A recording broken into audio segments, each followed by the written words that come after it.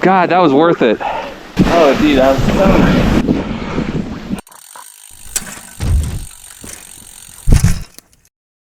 There's two major routes up to or down from Timberline Lodge that lead straight to government camp. The most well-known is the Alpine Trail, which I covered in a different video, but only slightly less well-known is this, the Glade Trail. While we wander around government camp here, this is also a great time to remind you to sign up to support this channel on patreon.com if you want to contribute to informational content like this. The Glade Trail follows the route of an old tram that went up to Timberline Lodge in the 1950s that was made with traction cables used for logging on an old city bus that climbed its way up there under its own power. I think it only lasted like 2 or 3 seasons at most. Depending on how much wandering around you do and where exactly you consider the beginning of this trail to be located, the Glade Trail ascends about 1,500 feet or so to a point just above the Storm and Norman ski lift over about 2.5 miles, give or take.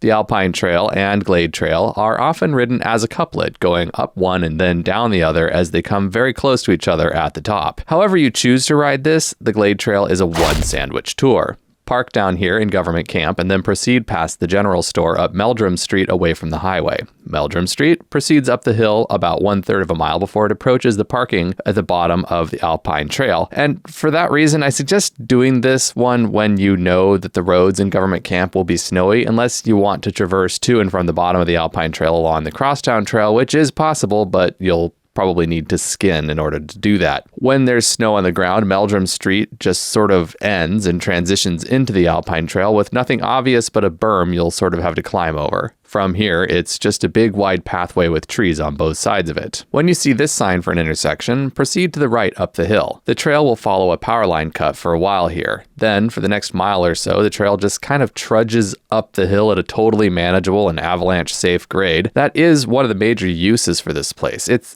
somewhere you can backcountry ski when avalanche conditions are bad everywhere else because it's primarily low-angle terrain that is not prone to avalanches. That is, after all, why there's a power line cut and an old pathway for a tram in this area in the first place. As the trail approaches the Timberline ski area, it becomes a little bit steeper, which kind of makes sense if you think about it. A lot of people just climb up to this sign and then proceed to the right to the bottom of Storm and Norman and ride the Alpine Trail. I don't recommend that course of action, not yet. Also, don't accidentally descend to the bottom of the Jeff Flood Express ski lift. There's no easy way out of there. You'll be skinning down Westlake Road if you make that mistake, so don't do that. What I recommend doing is proceeding up to the top of this nifty little canyon to riders left of the Storm and Norman ski lift. There's a sign there at the intersection. I didn't get it on the GoPro, but you'll see a big sign that's showing you where to go. Anyway, ride this canyon for no other reason than it's great. I like this canyon and it's a fun way to start the descent. Like, this canyon is where I spend half the day when I buy a lift ticket at Timberline anyway, so you might as well make use of it. Am I right? I'm right. Of course I'm right. Now, in order to get back onto the Glade Trail and not end up on the Alpine Trail or somewhere at the bottom of Jeff Flood, it's important for you to watch and follow along with me carefully here. Ski around the backside of the lift and proceed into the glade just west of the lift. Cross this glade and get onto the ski run on the other side of it. Ski down this run on the right side for a short distance until you see a break in the boundary markers and these black search and rescue agreement signs. Now you're back at the top of the Glade Trail. Now, we could not have picked a better day to ride this with about a foot of fresh powder laying on top of it, but be aware that this trail can get pretty chewed up from people on foot and therefore may not be as magical when it's hard pack. This is an easier descent than the Alpine Trail, partly because the pitch is more consistent without as many steep sections and partly because it's wider.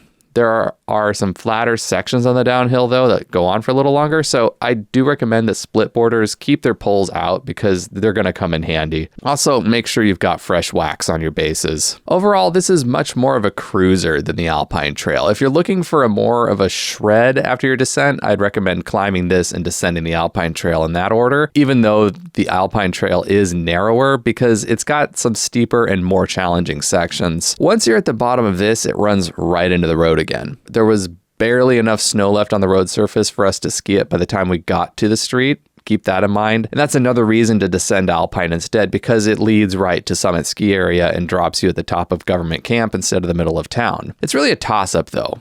Do it however you want to do it. Ride your ride. I'd like to take this moment to thank my Patreon supporters, especially my Loamy Goodness level sponsors Andy Suery, Charles Kim, Damon Corey, Randy Relaford, and Ty Morgan Marbit. I'd also like to thank my Hero Dirt level sponsors, earning their special mention at the end of this video: Bryce Ulrich, Heather Van Valkenburg, Jason Moore, and Pedro Cantarini. If you'd like to join this list of superlative individuals, navigate to patreon.com/voiceovertrails and choose an appropriate sponsorship level for you. Now, get out there and go skiing.